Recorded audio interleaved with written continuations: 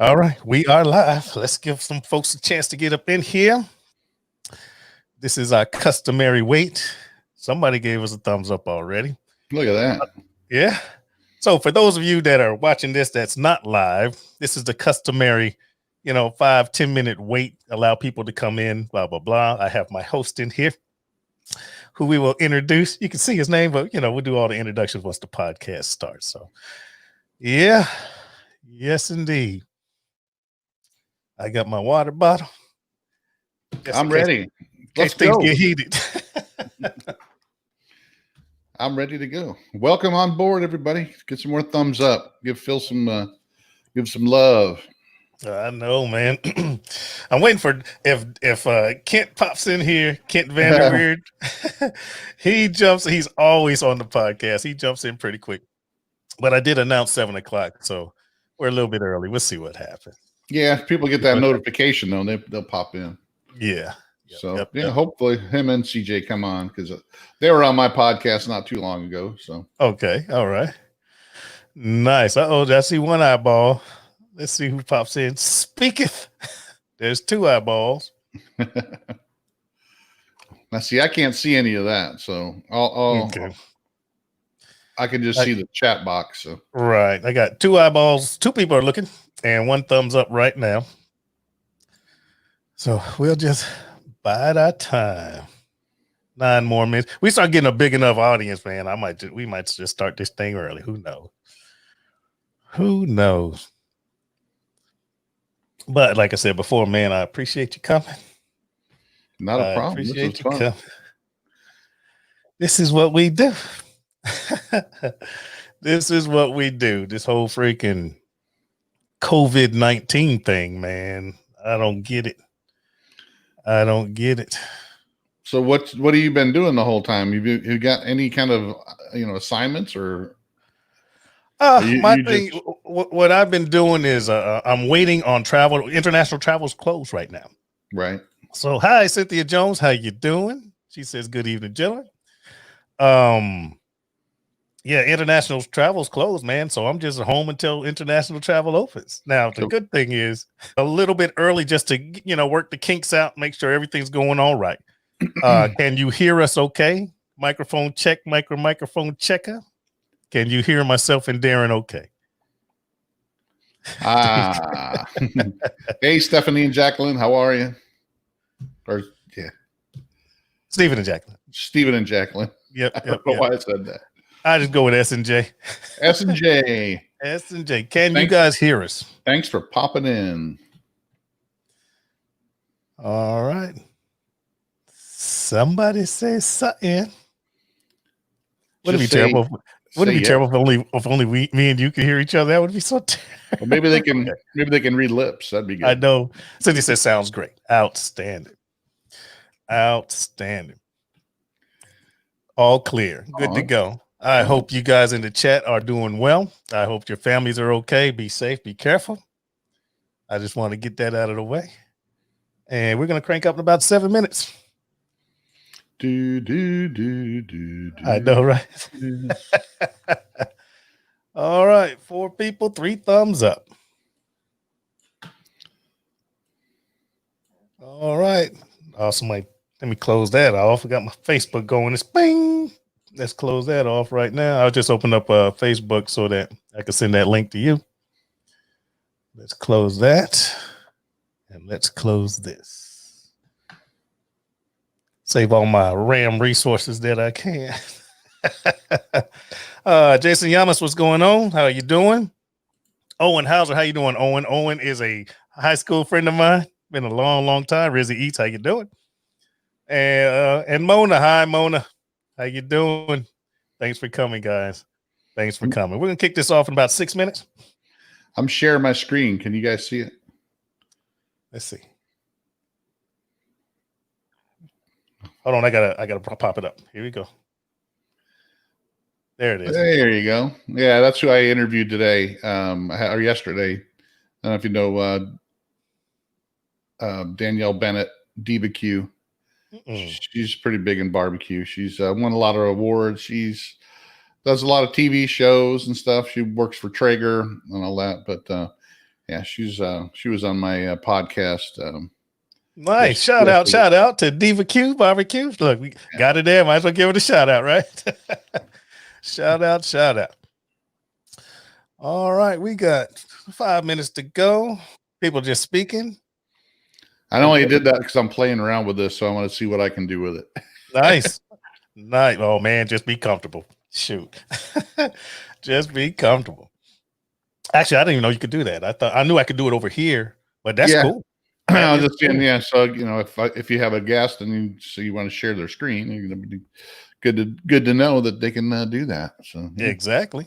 I never played it. I looked at this. Somebody mentioned this software to me the other day, and I just kind of looked at it and figured I might play around and do one or so a month on have some guests on outside of the podcast. So nice. Cool. What I like about this software is it's web based.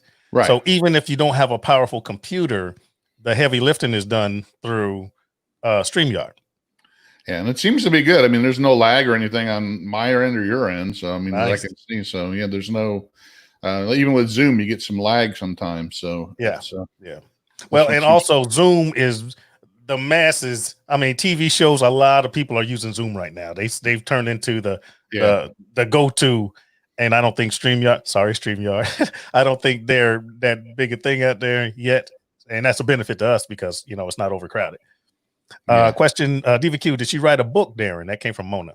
Oh yeah, she's got a book out there, and it's been out since 2016, and it's on Amazon.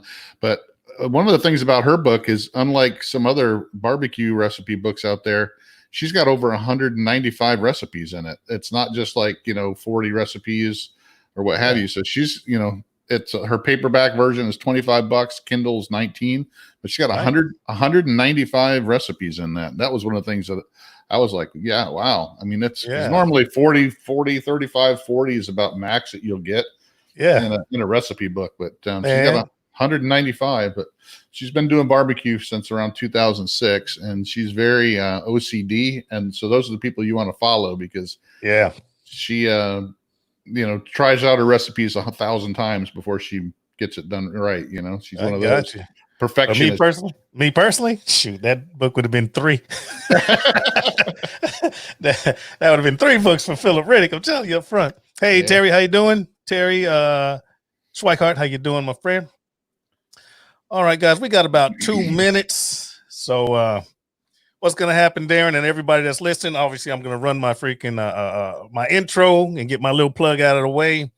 And then from there, it's just going to be a conversation with you along for the ride. So you guys, although I don't do Patreon, if I did do Patreon, you guys would be my Patreon getting the extra stuff, people, as opposed to everybody else would be just getting the podcast. That makes sense. Speaking of Patreon, they're starting to charge sales tax now. Did you see that? I don't do Patreon. I did not know that. I looked them up. I looked at doing it about 6 months ago, looked into doing it. So they have my email, but I got an email from them the other day. I never did it. And I saw that they're starting to charge sales tax. So, they're another bite out of your, somebody donates $10 to you, man. Then now the state's getting some sales tax out of you, plus whatever Patreon. Wow. So you probably end up with $3 out of that. Yeah, I know, right? Well, we're at 6:59, guys. We're getting ready to crank this out. So once again, guys, we're getting ready to start this podcast. I'm going to hit record over here because I do a hardware record. You guys are seeing what's on Facebook and YouTube, respectively. What you get is what you get on there. After the whole podcast is over, I'll do some minor editing, and then I'll upload to my host, and you'll be able to find this podcast on Google Podcasts, Apple Podcasts, Spotify, Buzzspring. What is it? Buzzsprout, and anywhere podcasts are found, pretty much. All right, guys. So I'm about to hit record and kick this off right about now.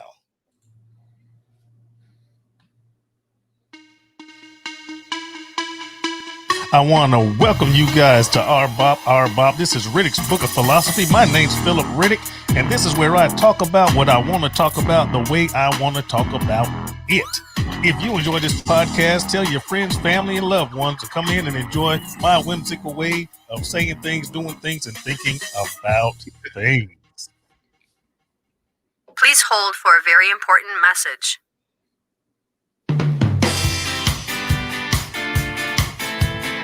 Hey, everybody. Sooner or later, you're going to have to travel. You're going to have to take a plane, a hotel, or rent a car or something, either because you want to go on a vacation, something that you were waiting for or really wanted to do, or sometimes we have some unfortunate circumstances in our families where we have to travel involuntarily. Either way or the other, if you need to travel, you want to save some money. I am an independent TSA, Travel Savings Ambassador for iBoomerang. And I can save you 30 to 70% on your travel.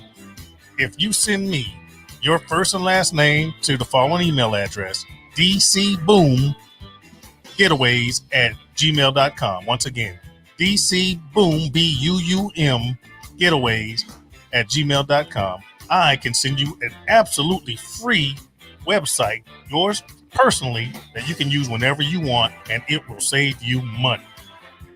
It can save your money whenever you are going away. You might be going away now. You might be going away in the future. This website is yours forever. So once again, if you want to save money traveling 30 to 70%, shoot your first and last name to me at dcboom, B-U-U-M, getaways@gmail.com.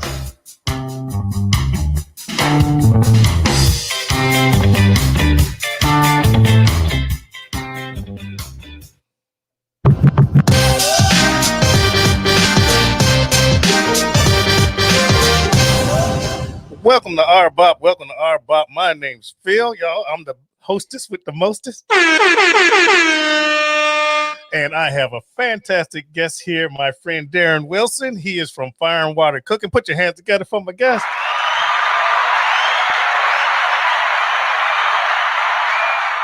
All right, guys. The topic of this podcast is going to be about podcasting, because I have an excellent podcaster here with me, and there might be some questions and things that you might want to know, because there's a buttload of stuff that I want to know. I'm going to try to suck this man's brain. I said brain, stop it. All right. So, Darrin, first of all, I want to say thank you for coming, man. Thank you. I appreciate it. Darrin let me come to his podcast, which we'll talk about here shortly. And tit for tat, I invited him to come to the R-BoP podcast. So, I'm going to let you introduce yourself, man. Who are you? Where are you from? And what do you do? Well, thanks for having me on, Phil. I appreciate it. And I don't know if I'm excellent podcaster, but I try. I've been doing it for just about a year now. So actually, I'm a banker by trade. I've been doing not really a banker, stuff you wear, suit and tie in an office somewhere, but I actually call on car dealers for loans. So I'm an outside sales rep, but I've been doing that for probably close to 30 years now.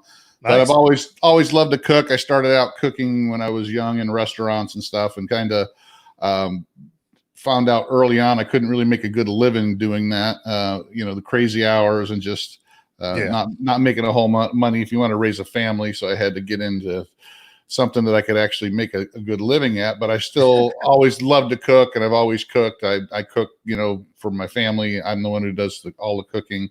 I've always, not just barbecue and grilling, but I cook everything. So nice. But just, I always loved it. I always like learning new ways to cook and new, different methods and all that. So, I mean, I live in Florida. I'm outside of Tampa, kind of right in between Orlando and Tampa. Been married for right at 20 years next month, and got, a 13-year-old daughter and an 18-year-old son. And I got a 35-year-old son that's lives up around your area, up in North Carolina. Right by Raleigh, outside of Raleigh there. So that's about an hour from me, hour and a half, give or take. And he used to live in Wilmington, so he's around that same area. But nice. Now he's over in Raleigh. You mentioned cooking, man, and what I like about your channel is, nothing against the barbecue pure guys, that's cool, but your channel and my channel are similar, because we cook with interest, man. It's not just barbecue, it's just not frying bacon or whatever, it's food, and that's what is unique about yours. Yes, indeed. So we talk about what you do for a living. Let's talk about your social media. Now, I know you have a YouTube channel, I know you have a podcast, and I know you have an Instagram. Tell me about those. Well, it kind of started out about 2.5 years ago.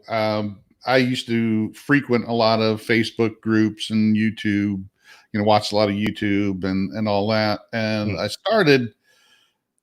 when I started getting into the sous vide stuff, and I first started hearing about it and seeing some articles about it and people posting up about it and some of the Facebook groups and stuff, it kind of intrigued me.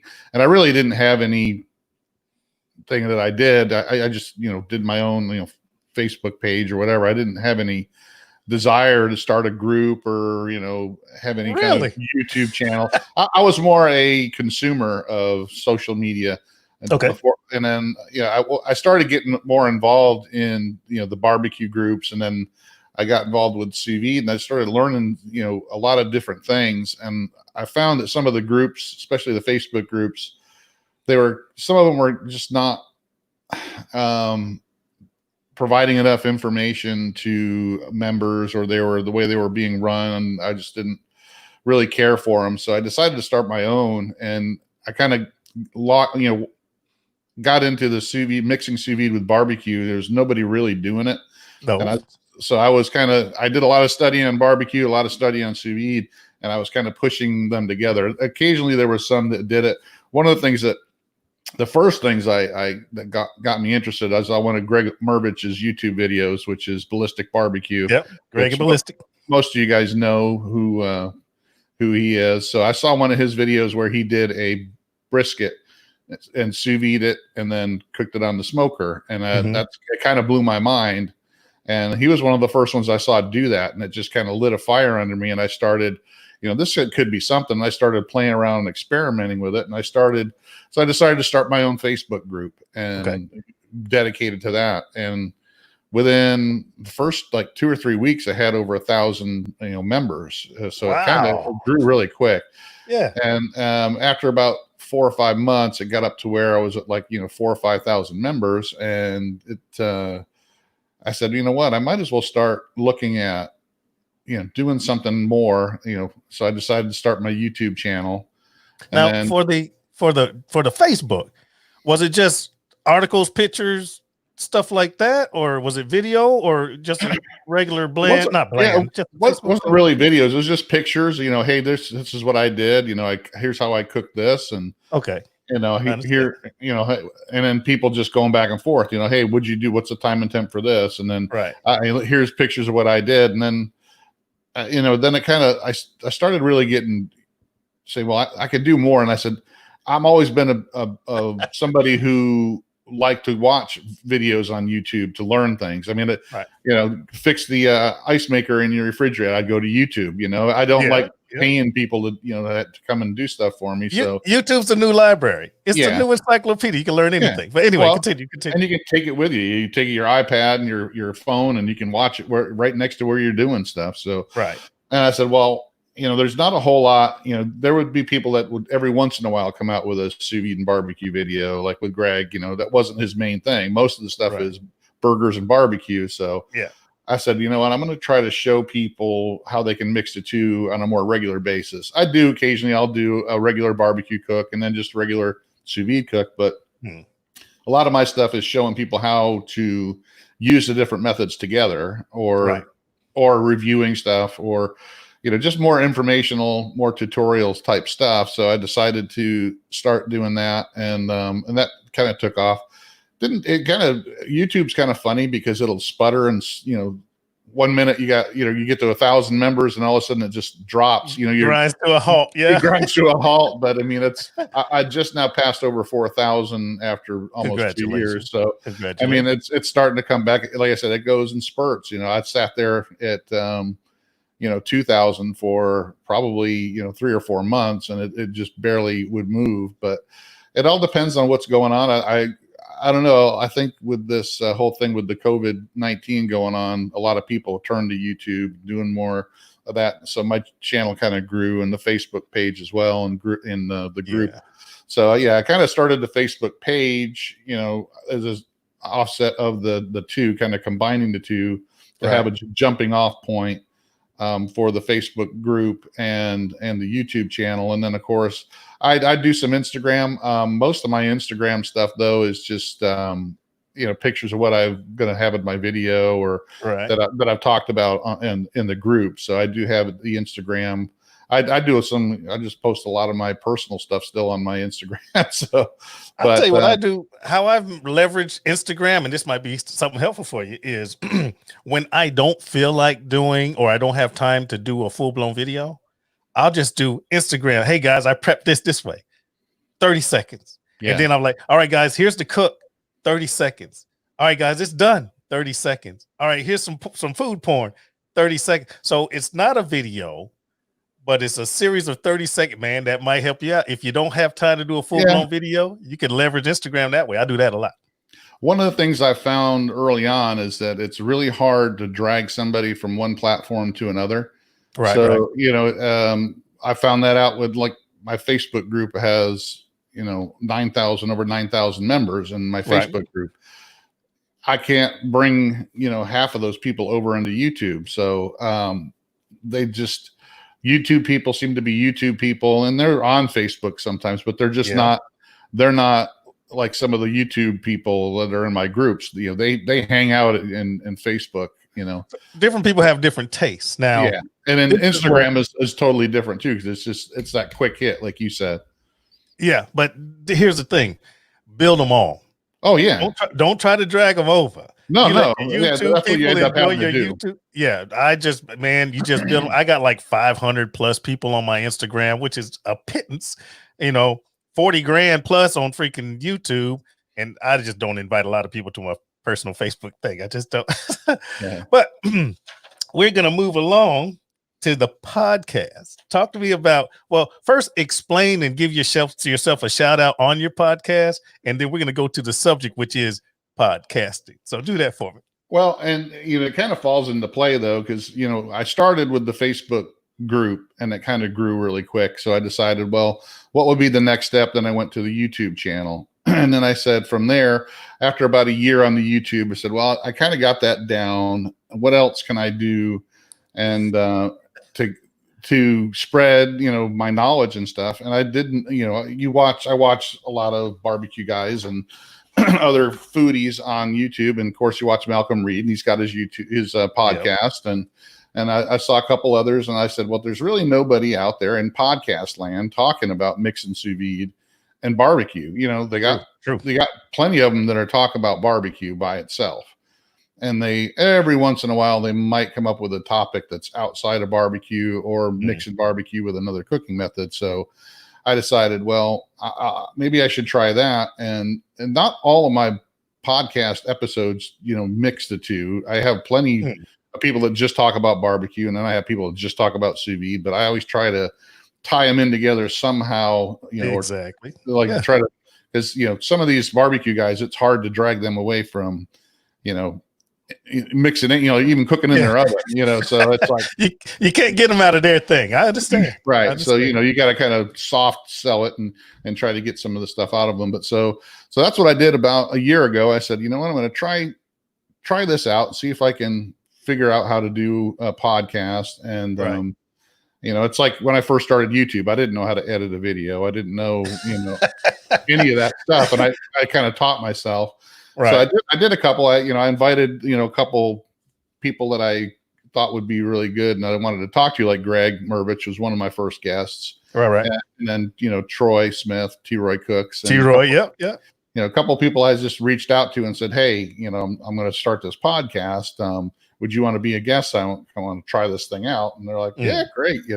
Which nice. I found, the YouTube cooks community has always been pretty great and open and willing to help people. And,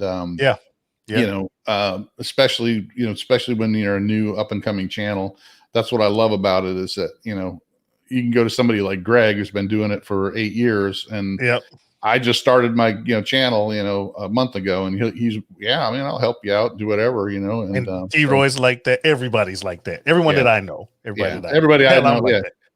Yeah. I mean, that's what I love about it. So that's what I did. I started, and I'm saying, and I had a couple episodes just trying to get my feet wet, just like, you do with your first YouTube video, right. Trying to, it took me about 6 episodes to where I started to get a flow. And It's to a point now, it's not the most popular podcast in the world by any means. I mean, podcasts, there's a lot of different podcasts out there. So you're competing with a lot of different people out there, just like on YouTube. But no, think about it though. Podcasting compared to YouTube is fledgling. There's a lot of podcasts out there, but there's nowhere close to as many freaking podcasts as there are YouTubers. By no means. If you're being successful, if you're even getting subscribers in YouTube, podcasting, man, if you get your foot in there, dude, I've been podcasting for what, 2 months? Why do you think I'm trying to get you? I've been podcasting for 2 months. Now let's transition into that. Your podcast is Fire and Water Cooking Podcast, correct? Yeah, everything is fire and water cooking. If it's not fire in the and it's and spelled out AND. So like my Instagram is Fire and Water Cooking. So my website is Fire and Water Cooking spelled out. So, but my website, I actually have a link to my YouTube channel and the podcast on my website. So if you just go to my website, Fire and Water Cooking, you get my blog, which I don't know if you've ever blogged, Phil. I don't hardly ever. It's hard to do. It's hard to keep up with a blog when you're doing all this other stuff. So every once in a while, I'll put a blog post out there, but most of it is to point you to the podcast and the YouTube channel and the Facebook. And all that. So, and those of y'all listening, looking, watching, or whatever you're doing, all of his information, his podcast, his YouTube, and all that, it's going to be in the show notes, and it's in the description box for those of you guys that are on YouTube right now. So back to podcast. Now we're going to actually get to the subject of this podcast, which is about podcasting, man. What ideas, what was the thing that actually that got you to do the podcast? Because mine was, I started out wanting to try to promote my YouTube channel, but I was like, well, the YouTube channel is doing good, and I don't want to overlap because I want the R-BoP thing to be different from my other thing. So I kind of just pulled this out of my butt, to be honest. But what influenced you, or what idea, or what incentive, what actually made you want to do the pod, aside from everything else, just the podcast? Was it to promote? It was more to, like I said, it was, it's just another venue to try to spread what I was, teaching people. Like I said, YouTube was growing. I was doing good with it. And like I said, I saw an opportunity that, I listened to podcasts, and I said, I could never find one that talked about even just sous vide by itself, if they did one episode of it, and it was like, every 6 months or so, they'd have one. So I just saw really a need there. And I just said, I used to listen to podcasts, and, it doesn't sound like it's hard. And I'd like to be able to invite people and talk to people, and it's learn. I can learn while I'm talking to them. So it was more of that, more interaction, and then having people come on my podcast and open up so people can actually learn more about them. Just like with Greg or Troy, people watch their videos, and they can get to know them some, but they're not really talking about themselves and how they started and how they developed their channels over the years, which I know there's people who want to know that kind of stuff. And, occasionally they'll do a live and they try to talk, but they're mostly taking questions from people in the group and in the chat. But, I just thought, I can learn from these people, and just to see if I can do it, and then I can actually, have another venue and, promote the brand overall. Of course. And just trying to promote the brand. But, it was more of, just, hey, I think I can I can have something where people can actually go and listen to, and that are going to like it and get some information and learn something. So got you. That wasn't out there. It was filling a need that wasn't out there. So, the idea, the origin was to fill a void. That's perfect. Yeah, pretty much. It was, I'm already doing this in other, venues, with Facebook and YouTube, right? And podcasting, what are you normally doing? You're talking about things, you're discussing things, you're interviewing people and getting their ideas on stuff. And so it just kind of was a natural to that next step. Okay. Now that I've started and I've learned and I'm teaching, this is another step to teach people and also get them to, learn more from what my guests can teach as well. Like, I had Malcolm Reed and his wife on, Right. and I had them both, not just Malcolm, and his wife. So together. Yeah. So it was like, I'd never seen, they're on their podcast all the time, but when they're on somebody else's podcast, like Malcolm's on Barbecue Central podcast all the time, it's always just him. It's never his wife, and it's, Right. So it was fun to have him and his wife on just to get that, hey, how did you guys start out when, you were just walking around barbecue competitions with a handheld, camcorder, 12 years ago to where you are now, and get it from not just Malcolm's perspective, but his wife's perspective. Now, we didn't even talk about sous vide in that, but Wow. it was more of, that was interesting to me, and I found that a lot of people were also interested in that type of stuff. Good. And just like this, the pressure's not on you being the guest to run the podcast. You can say whatever you want. You see what I'm saying? Right. Yeah. The heavy lifting is on the podcaster. The heavy lift is not on the guest. And I'm sure that Malcolm and his wife, that transitioned into the conversation. That's awesome. Well, and one of the things that, early on, I started getting comments from people after I was done with my podcast with them. They were saying, wow, that was, you did a really good job of doing podcasts. How long you been doing this? And I was like, 3 months. And they're like, really? Nice.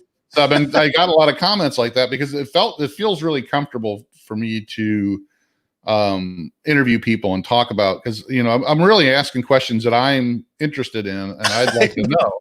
And I know I'm doing you now. and I know there's other people out there that want to, know the same thing. And I try to make them feel comfortable. I tell people, all my guests up front, if I start to ask you something, that you're not comfortable with, just tell me, Yeah. I'll give them an outline up front and say, this is what I want to talk about. If you want to talk about anything else, you can tell me. If you don't want to talk about something, if something's off limits, let me know, because I want them to be comfortable, because I don't want them to be, I want to have a good guest. I want a guest to be interesting. I want them to be comfortable. I want them to open up to me. I don't want them to be nervous. I want them to act like they're talking to a friend of theirs that they've known for years, and exactly that they're comfortable, opening up to and telling them, what I want to hear. Where did you learn? Look, this is a segue. Where did you learn that from, man? How did you learn the podcast? Any techniques, any training? Where did you get your podcasting chops? I don't know. I really didn't study it too much before I started doing it. About the only thing I studied was, what equipment to get and what, software is better. I didn't really study any kind of interviewing tips or anything like that. I just, I went into it going to myself saying, I want to be making people feel comfortable. And right. I want to ask them questions that I want to know, and that I think other people would want to know about them. And so I really didn't do any kind of, it was just, I want to do it my way, kind of like what you're doing. You're doing it your way. That's what I was going to go. I was going to say, you're my example, and other podcasters are my example. I haven't trained. Okay. I'm a natural speaker. I like to talk to people. I've been military trained to be able to convey a message and all that nonsense, which helps out and the baritone ain't bad. I mean, so all of that helps my podcast, but I'm like you, man. I'm less experienced than you are, man. I'm learning as I go. Well, and I found that, the more comfortable I was doing it, the more comfortable the guest was. And I figured, hey, this is me talking. I'm not conscious of anybody else listening in. Just like with me and you right now, even though there's people, watching us, and there's people chatting in the chat, in the comments and stuff. And to me, it's just me and you talking. So exactly. Now I feel a lot different when I go live on YouTube or something, by myself, and it's just me talking. If I'm talking to somebody else like you, or I'm interviewing somebody on my podcast, right, I'm a lot more comfortable than talking into a camera and nobody, there except for people in comments. For some reason, it freaks me out. I just don't. Really? That's how we're different, baby. That's how we're different. I'm not comfortable, talking to myself pretty much. I try to keep up with comments and try to talk to people that way. let me help you with that. When you're looking into that screen, you're not talking to yourself. You're talking to the world. No pressure. No, I know, but it just feels kind of like I said. I don't know what it is, but I'm more comfortable talking to somebody that's on the other side of the camera. I understand. Here's my secret for my YouTube channel. All right, for Daddy Cooks, I have the benefit of my daughters behind the camera. So when it looks like I'm talking to the camera, I'm talking to my daughter. Right. Oh, wait, rim shot. That's my secret, folks. That's my secret. Let's transition. Next question. And you're doing great, man. I'm so glad you came in. You are a perfect interviewee. Well, but you mentioned I'm doing a lot better than Josh did, right? Because I just saw Babe came in. Oh man, gut shot. Is Babe in Hi, here? Babe. Yeah, but Babe just came in, so I'd say I did a lot better than that Josh guy. That's for sure. Man, people are in here. I want to give some shout out. Hey, we got CJ in here for Cook with CJ. We got Babe in here. Soul Food Cooking. We got him in here. Welcome everybody. But next question. You talked about equipment, and this is what I'm so interested in. We're not gonna compare, but I'm interested. What are you running? Because your audio's great, your video's great, your podcast is great, and we talked about this before we started. When you get a phone call in or something like this, you don't know how their audio is, and I told you before we started. I'm so glad that you're here because you got podcast audio. I got podcast audio. This should sound pristine. But what are you running? I'm not like you. I don't go out and buy the most expensive or, I actually got this. This is a what is it called? I can't remember. It's a Techniques or something.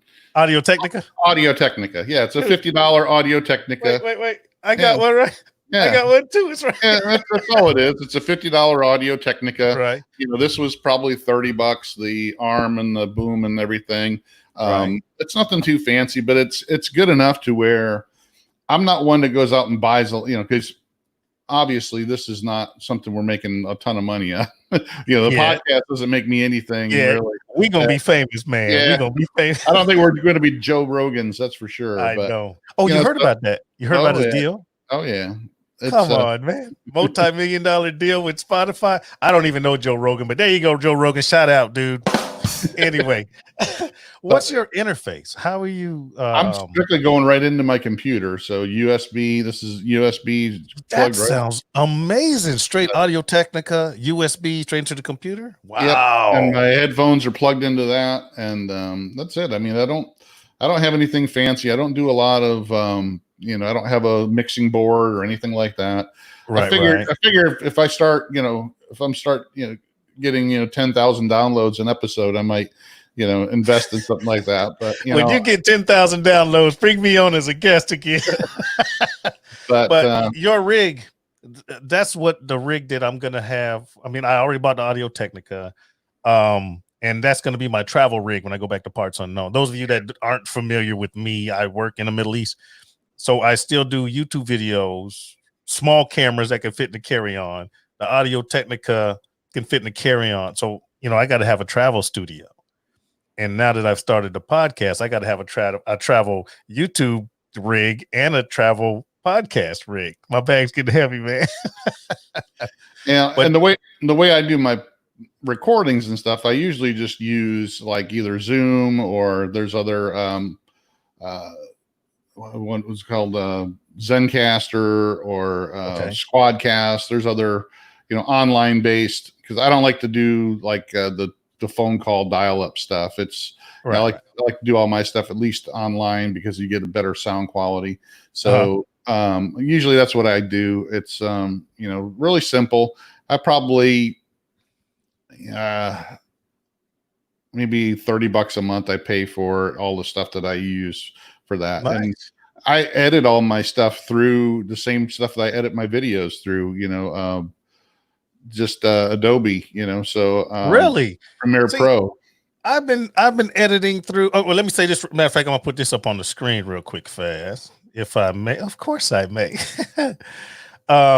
Jason Yamas, he says this is very informative as I plan on a podcast in the future. Thanks. You're welcome, Jason. when it comes to your equipment, man, deal with what you can afford and what you can use. All right. Because if you get some crazy rig or some crazy equipment and you can't figure it out or you can't use it or it's not working for you, you're not going to use it. It's going to sit on the shelf, just like YouTubers. If you get this crazy funky camera and you can't make it do what you want, that $1,500 to $3,000 camera is going to sit on the shelf and you're going to be using your phone again. Don't do anything crazy. I kind of go over the top because I'm competitive. Matter of fact, when I was on the podcast with Darrin before, he talked about I'm competitive, and I'll test to make sure my stuff's right before I do anything. But that's just me. All right, don't go up crazy out of your budget. You can podcast with your phone. All right, you can podcast with a phone and some headphones. So do what makes you comfortable. And now I'm gonna go back to Darrin. I'm sorry, I didn't mean to. No, that's okay, because you can go as big or as little as you want when you're starting out. There's people. I mean, like I said, I talked to you when you first started. You're the kind of guys, you want to have all the equipment and you want to hit the ground running, and you want sound to be good and all that. I started out with a different microphone, something that was, I said, I'll spend $25-$30. See if it works. I'll do a couple episodes. If I think it's going to be something, then I'll start investing. The same thing I did with YouTube. I mean, I take things kind of slow, stick my toe in, and then I'll go from there, and then, you just do a lot of research. Hey, and I found out that a lot of podcasters use this microphone. It's very inexpensive. It's under $100. This boom stuff and, all the other stuff is really, this whole setup here is probably $120, which is nice to me. And I can use it for more than just a podcast, which I do too. So, I mean, you can use it for more than that. And it sounds good. Someday down the road, like I said, if I start, doing this, generating some good income from it, I might set up some kind of studio where I can have guests in studio as well, and multiple, speakers, multiple microphones and all that kind of stuff. If you look at what Malcolm and Rochelle have, they went through just like within 3 or 4 months, they went through like changing out all their equipment like 3 or 4 times because they couldn't get it right. But then again, they've got a lot more viewers. They've got people, they're doing and a bigger budget. And a bigger budget. They're doing video and audio, so they've got people there helping them do it. They're running it. And they got other people there too. So me, it's just me, like you. It's just me here doing everything myself, just like my YouTube videos. I don't have you have your daughters helping you, but I don't have anybody. I just do all my stuff myself. So, but what's funny? I'm sorry. What's funny is this is the only second video I had a guest with Josh. I got a guest with you. These are only 2 videos when I didn't have a daughter sitting next to me. It was just us. It was just us. And I've run through gear, man. Before I was doing a podcast, I was just doing live stuff. I had a Blue Yeti on a different arm, cheaper arm, blah, blah, blah. And I ran that for a while. And then I upgrade a little bit. And then I upgrade a little bit. So, actually I upgraded a lot, but because you when you decide that, hey, this is what I want to do, I'm ready to make that commitment, then you can do that. When it's like I said, when I first started, I got like a $15 mic off of Amazon that it sounded okay, but it was still kind of tingy and hollow. It was nowhere near with the quality of this, even though this is still an inexpensive microphone. It's still, it's not $15. It's, $60, $70, but it sounds a lot better than the one I started with. So, once I started, hey, I think this is going to be something I want to do, I'll try something else. But I'm the one, like I said, I stick my toes in to see if I like it. I'm not going to go out, just like even with grills. When I started looking at ceramic grills, I didn't want to go out and buy a $1,200 ceramic grill right off the bat. I wanted to see if I liked that style of cooking first. So I went and bought a $200 steel Acorn grill at Home Depot that's similar to Kamado's, and see if I liked even that whole cooking style. Man, so, I want a Kamado so bad. I want a Kamado. The 2 things I don't have is a Kamado and a pellet. I just got a freaking Blackstone. Anyway, back to podcast. But I mean, that's how I was, with the equipment on the podcast, and even with my YouTube stuff. I mean, I go through the lapel microphones and stuff too, because I like lapel microphones. I don't like the ones that are on the cameras or the phones. So I like but so I go through. I tear those things up, so I won't buy an expensive one. See, I'm trying to find a dual one. I bought one. I'm not going to say the name because it's been cutting out. So I had to revert back to my older. I'm not a perfectionist, but I'm competitive. And if my shit ain't right, I'm going to buy something different. But what's your plans for the future, man? What's the plans for the podcast? We all want to be Joe Rogan, but what's your plan? Well, I'm just hoping it, to continue to grow. I mean, it grows every month. I'd get more and more downloads. I watch it. It's not, spiking. I mean, I average about 300 or 400 downloads a week. I wish.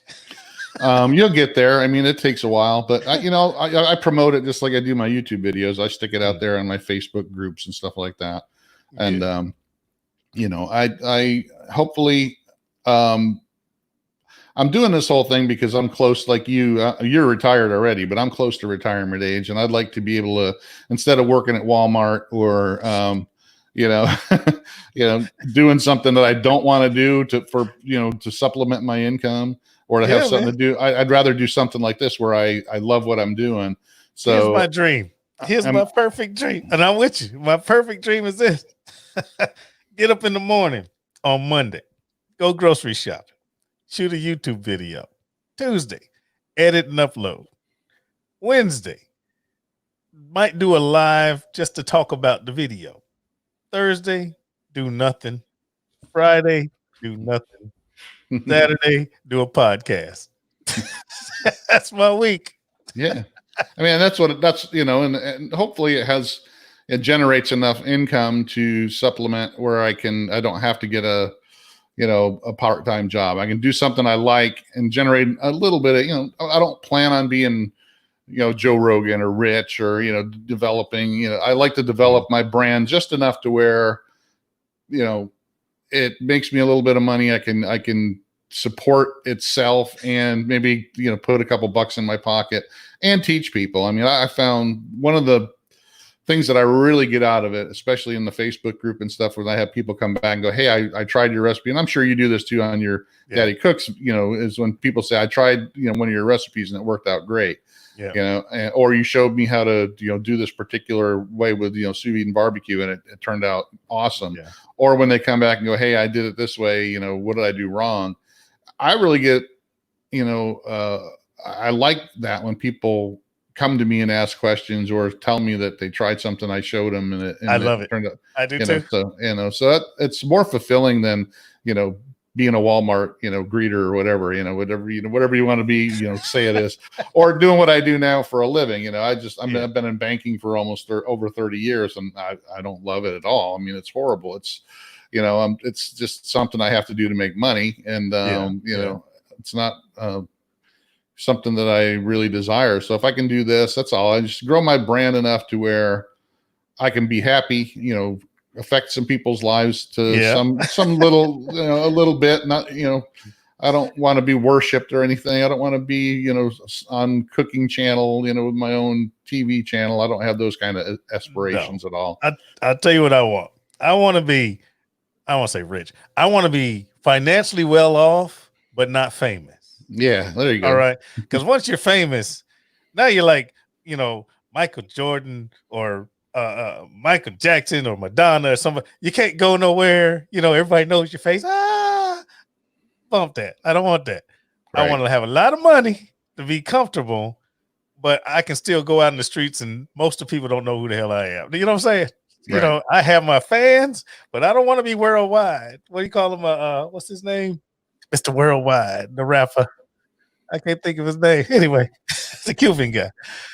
But anywho, man, I really enjoyed this conversation. Thank you. Well, don't let go yet, because I want to talk to you a little bit. Still with podcasting, okay, that you haven't asked me, and I would thought you would have asked me this one too. Because which one?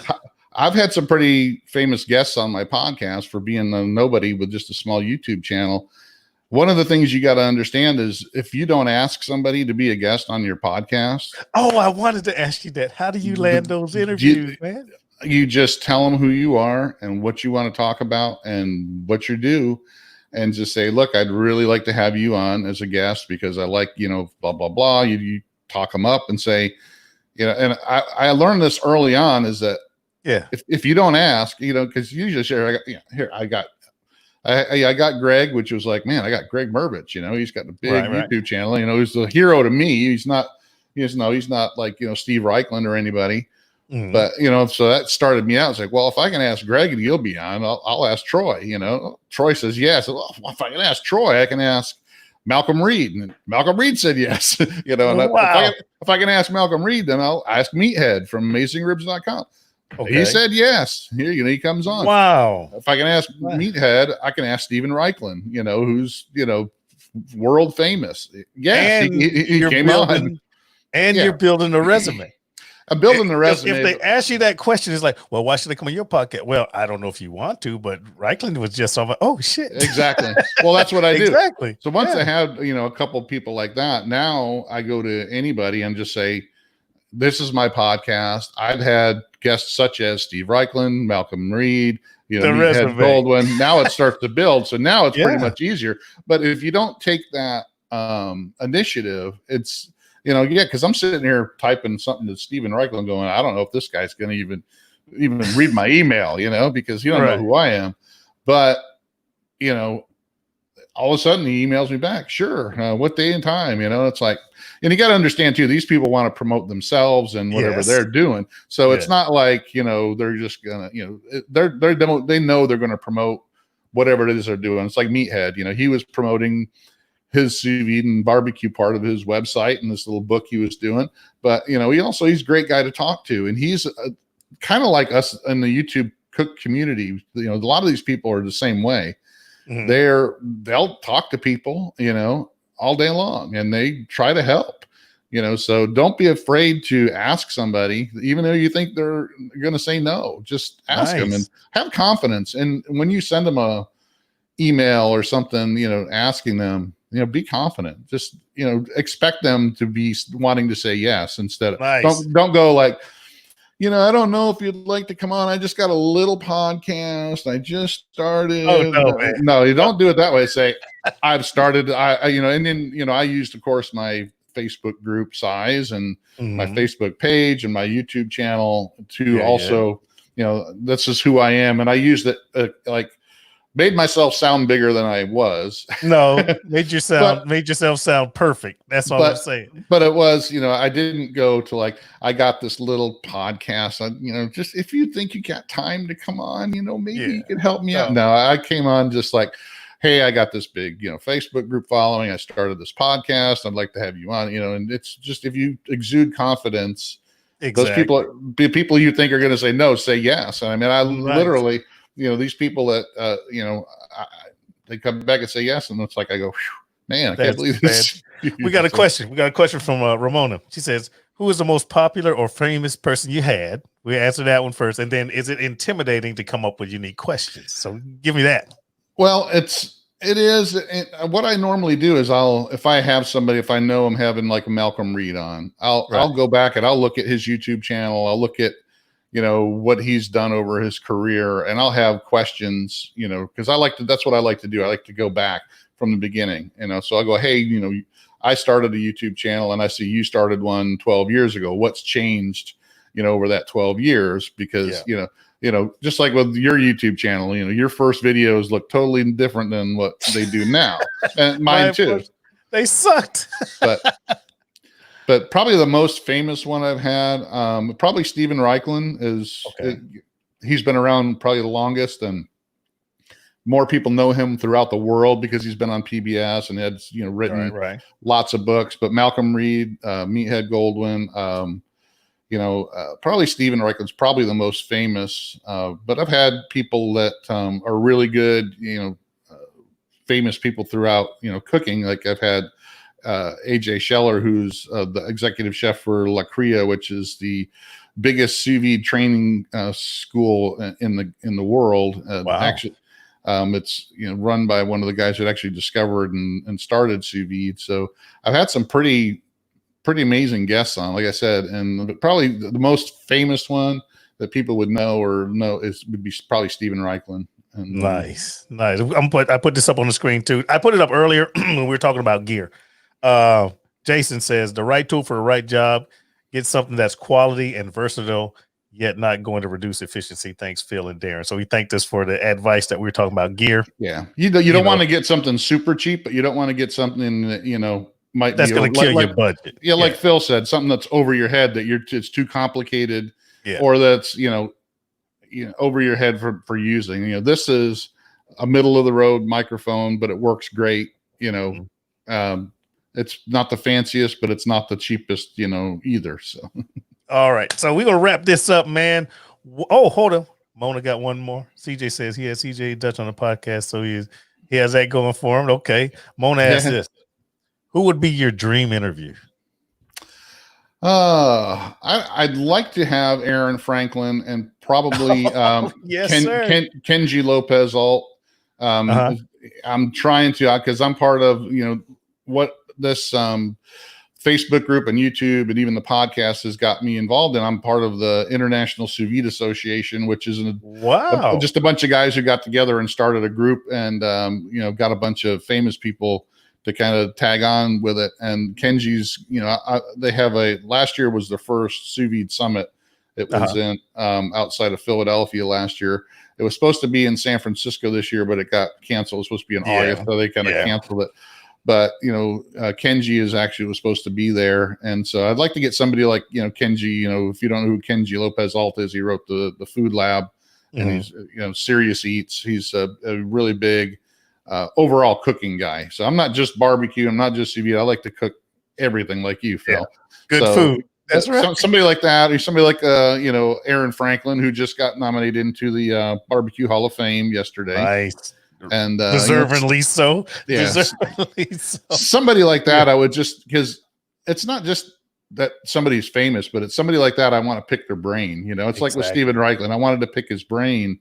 And I think I sold Steven Raichlen on mixing sous vide and barbecue, because he kind of at the beginning was kind of like, I just let you know up front that I don't, I just cook over fire, and I don't think sous vide and barbecue are together. But by the end of the discussion, I think I kind of turned him around, because influencing the influencers. Well, because I explained to him that you can actually make something by combining those two methods that you can't make with them either by themselves. So I can take a brisket and make it medium rare and smoky and tender, which you can't do it on the smoker by itself or in the sous vide.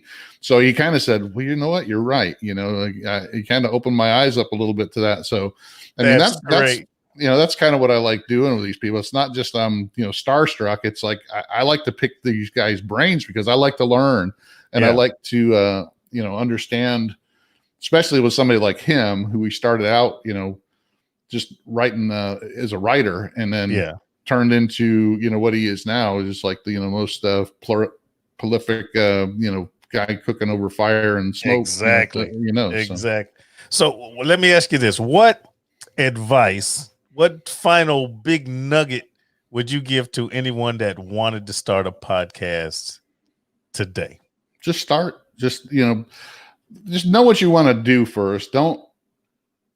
You got to have a passion for what you're going to be talking about. If you don't have a passion for what you're talking about, if you're just grasping at straws, and that goes for, starting your YouTube channel, or, anything really. If you don't, I see all these people a lot of times, and they're like, I just want to start a YouTube channel. Well, what do you want it to be about? I don't know. I just want to do, just me, putting on makeup, or me, it's like, well, if you're not passionate about something, if you're not very interested, if it's going to be something, whatever happens that day, it's not going to last long. You got to be passionate about it. So if you're going to start a podcast, just be passionate about what you want it to be about. Pick a topic. Don't just, I want to talk about whatever I want to talk about, whatever I'm talking about at that day.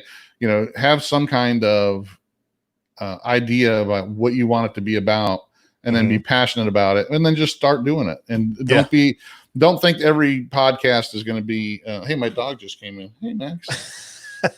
It's not, and everything's not going to be perfect. And do it the way you want to do it. We had a discussion off before we started on earlier was, oh, there's my wife. Hey, she can, hey, if she wants to come in and have a few words, that's perfect. Yeah, she doesn't like being on camera.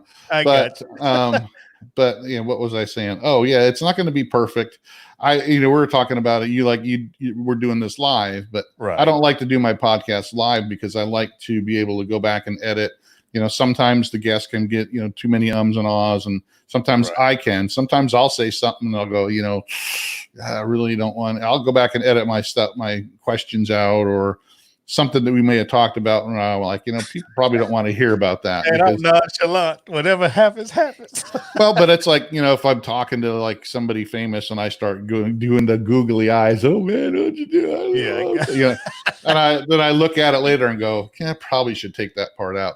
So I like to edit, but do it the way you want to do it, because remember, it's yours. Have confidence. Know that it's not always going to be perfect, and you can always change things and edit things and make it your own. It's going to take time. Yeah, it's going to take time. Nothing's going to be easy, and it's not going to hit right away. And if I see people, because I'm in some of these Facebook groups for podcasters and YouTubers, and what's the first thing you see? Somebody starts a podcast or a YouTube channel, and it's like within 2 weeks they're like, I only got 10 views. I don't understand. Or I got 4 downloads. What am I doing wrong? It's like you got to have time. You got to have some patience, man. And you got it, man. I thank you for coming. I want to talk to you offline about some of those Facebook or YouTube channels about podcasting, because I got to learn, man. I'm a baby. You're a teenager. But I love you like cook food, man. I'm so glad you came in. Wealth of knowledge. Thank you. Y'all put your hands together for my guest. Y'all put your hands together for my friend, Darrin Wilson. Thanks for having me on, Phil. I appreciate it. And anytime you want me to come back, just send me a check. I will, man. I appreciate you guys. That's it, guys. I hope you enjoyed this podcast. I learned a lot, and I'm going to learn a lot more because I'm going to be talking to you, Darrin, about this podcast thingy.